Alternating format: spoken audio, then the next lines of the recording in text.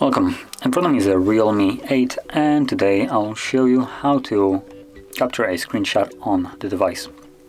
So to get started, you want to open up the content that you wish to capture. I'm going to be using settings as an example, and once it's open and visible on the screen, obviously you can do it by pressing the power key and volume down at the same time.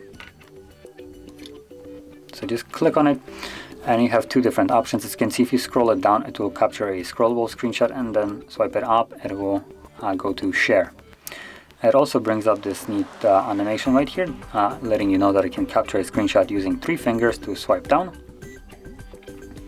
3-finger hold to capture a specific area of the screen, and then 3 fingers and all the way down will capture a scrollable one. So these are all the gestures that you can use for it if you don't like to use the power key and volume down option.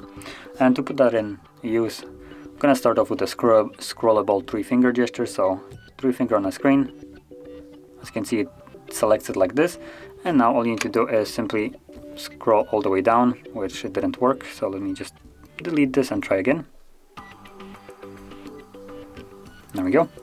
And as you can see, it will start scrolling. You can grab the screen and prevent it from scrolling any further, or move it yourself. And once you're satisfied, click on the checkbox right there and right here, and there we go. We have captured a scrollable screenshot.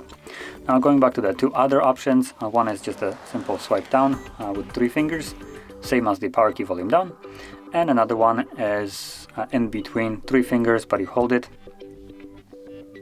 then you swipe down, for instance, a little bit, and once you let go, it allows you to capture a specific area on the screen. Now you can also resize it a little bit, move it around if you want to, make it bigger. From there, tap on the checkbox and it gets saved. Now all the screenshots that we have captured can now be found in our photo gallery, so I'm going to open that up and you can see them all right here. You can also go into albums, screenshots, and there we go.